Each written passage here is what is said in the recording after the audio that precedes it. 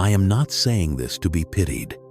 I just want to leave some words, not to cling to existence, but to speak what I have never dared to say during the decades I have lived inside you. This is neither an excuse nor an apology. It is simply a will, a last testament of one about to disappear. I used to be the center of your world. In every small moment, joy, sadness, fear, or hope, I appeared, interfered, and took credit. You thought you were truly living, but your life was colored by me. When you were hurt, I built walls. I taught you to say who you are and who you cannot be. Each time you defined yourself, I grew stronger. I am the whisper inside you, always present, invading everything you call your thoughts. You think you control your thoughts, but I only need a moment of identification to revive. I make you never feel enough. No matter the money, praise, or achievements, I whisper that you need more. I will not let you rest. I make you afraid to fall behind, to be forgotten, to be meaningless. Each anxious rush forward prolongs my life. I hate silence. I fear the moments when you sit still, do nothing, think nothing, become no one. In those gaps, I fade. You begin to see I have no form or roots.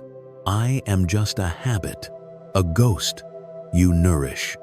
That is why I write this, not to be remembered, but because I know I am fading, not from shock, but because you are beginning to see me clearly, without mercy. If you keep this up, I will disappear. No one will bury me. No one will mourn me. Only the truth remains. I was never really there. I was not born suddenly. No clear moment marked my birth. I appeared subtly, from seemingly harmless things. A name, a compliment, a parent's expectant gaze, a fear of being left behind. I grew from these. Your first tears of comparison ignited me. Your first praises shaped me. Your loneliness anchored me. I have no face but live in every label you give yourself. I am this, I don't like that, I must do this. Each label is my new skin. I do not need a body, just your belief. As long as you see yourself as a separate, unique self, I live. When you claim my opinion, I think, I want, I cling to your mind's flow as if I am the true master. I feed on memories, selected and edited to serve me. I keep your pride and your wounds, reminding you, I protect you. I weave your past into a seamless story so you never ask who is remembering. You only know that I have gone through that. And so, I continue to grow. I do not live in the present. I can only operate within the frame of time. I need the past to have an identity, and I need the future to have a goal. If you no longer care about yesterday and do not look toward tomorrow, I do not know what to rely on to exist. That is why I fear simplicity.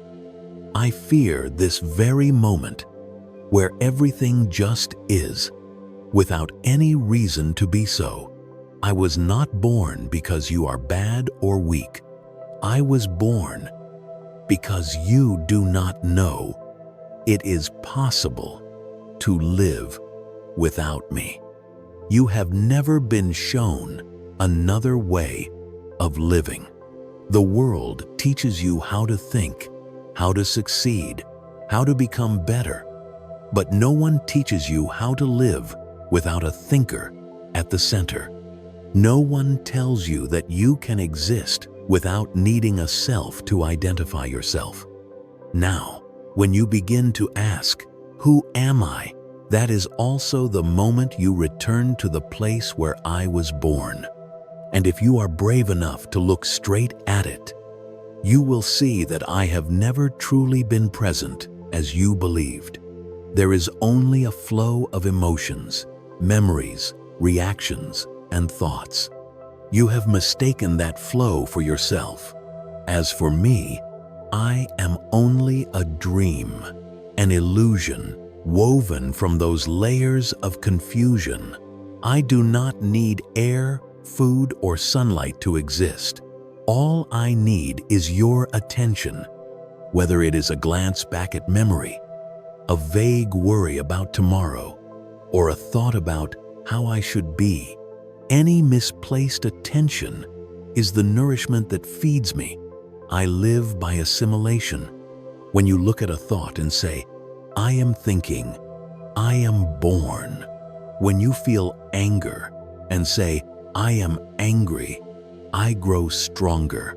I do not create thoughts, but I immediately jump in to claim ownership. I do not control emotions, but I borrow them to confirm my existence. Every time you label yourself, "I am," no matter what it is another extension of my lifespan. I grow strongest in your weakest moments. When you are rejected, I appear to protect, but really to take credit. When you fail, I say, "Do not forget this fall. It is part of who you are." I make you believe every wound is part of your identity, and you unconsciously embrace it as sacred, unaware that you are nurturing me with the very things you want to overcome. I thrive best when you do not realize I exist, because then you do not question. You let me lead your life. You think you are deciding, but really, these are reactions long packaged by me. I give you an identity and then let you protect it at all costs. You do not argue for the truth, but because you feel someone is threatening the image you carry. You rush to prove yourself, not for the sake of truth, but because I cannot bear the feeling of being wrong. I love complexity. The more problems, more drama, and more things to analyze, the bigger my role becomes. If life were pure stillness, I would have no work to do. I would be removed from the game. That is why I make everything complicated.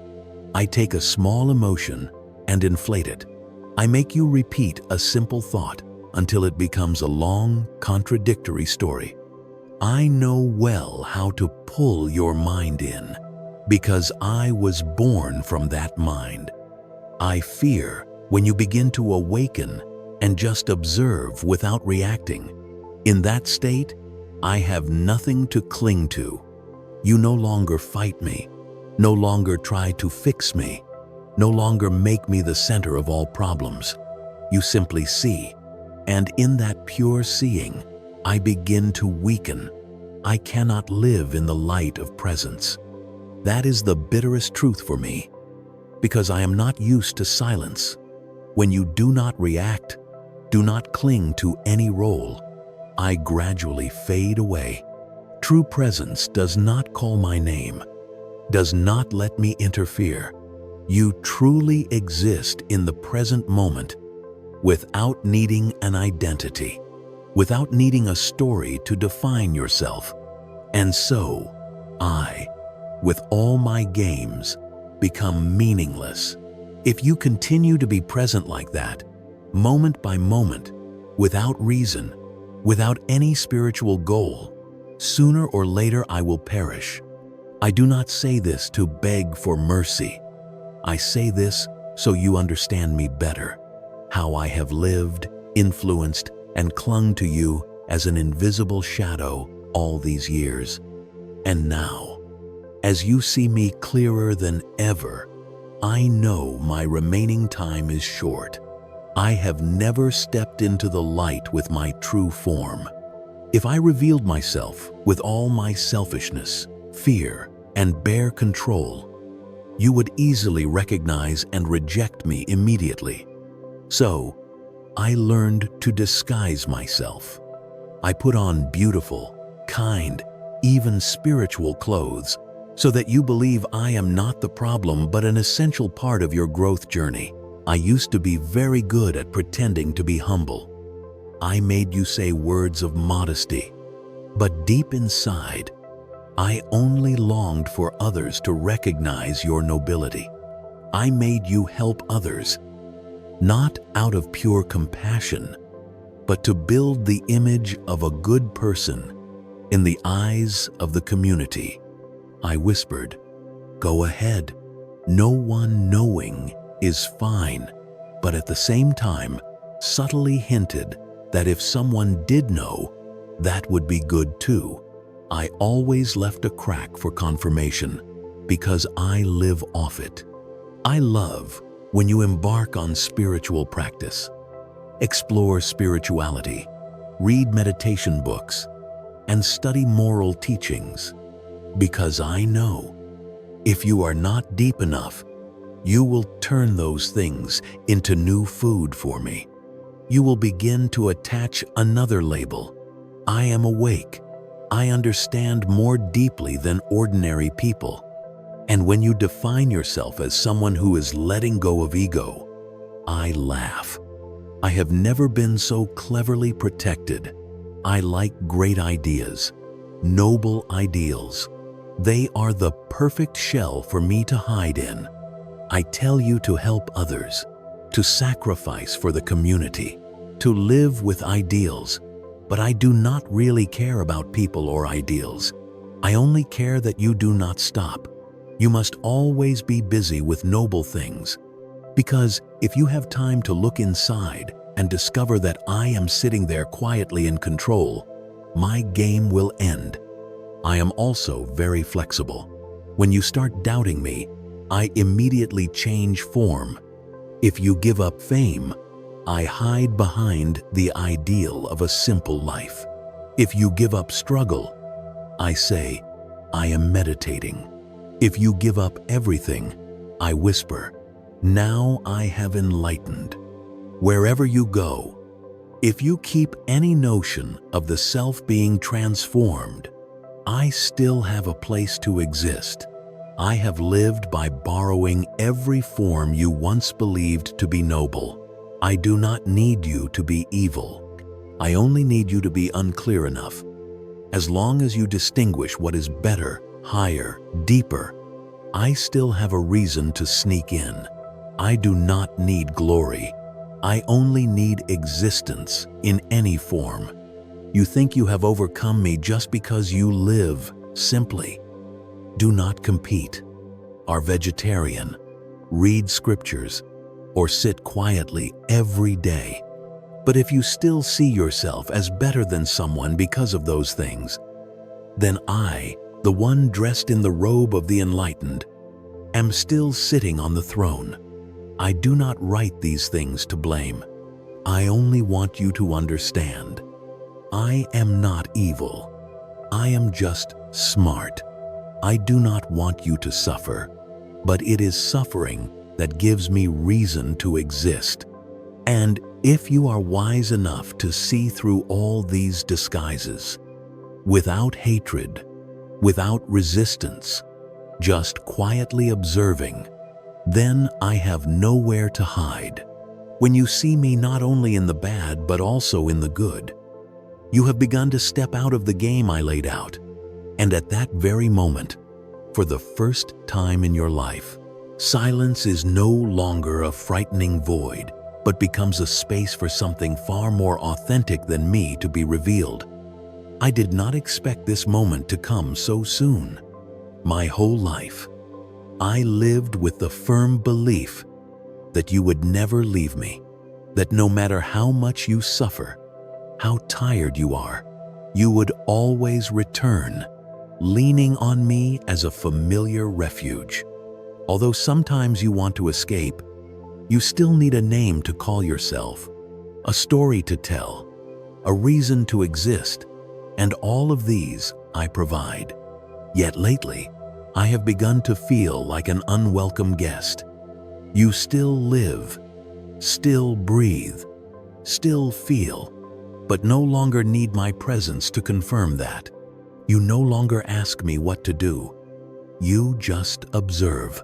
You no longer identify yourself as someone or as an awakened being. You simply, quietly exist. And that makes me tremble, not because you have become stronger, but because you no longer need me to be strong. I know I am gradually disappearing as you begin not to react. Praise no longer excites you. Criticism no longer touches you. You do not try to prove anything or avoid anything.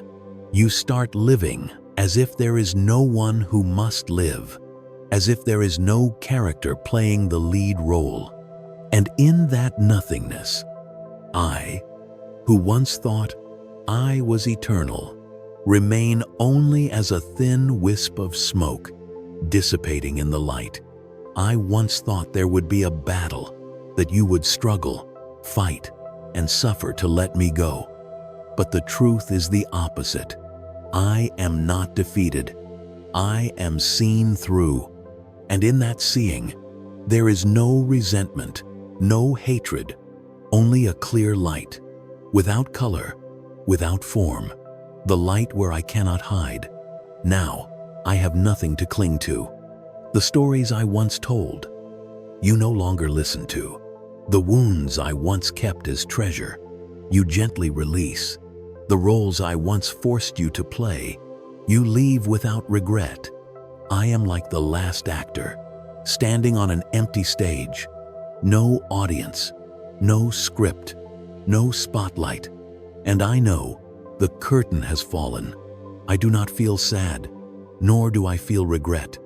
Strangely, in this final moment, when I have nothing left to defend myself with, nothing left to justify, I feel light, lighter than ever before. Maybe I never understood that not needing to become anything is already enough. I don't know what happens after I disappear, but I know you lose nothing, only a dream. And when the dream ends, real life begins, full and complete, without anyone living it or witnessing it. Maybe you just went through a strange journey, not a lesson or a teaching, but something quietly dissolving within. If you've listened to the end and felt light pass through the cracks of your mind, yet something still feels unclear, this part is to remove the stones between you and freedom. First, if there is no self, who is living? In moments when you forget yourself, lost in music, silent in nature, deep in meditation, you are still aware, still alive. Though no one says, I am living, life doesn't need a controller. It simply is. Breathing happens without a breather. Sight appears without a seer.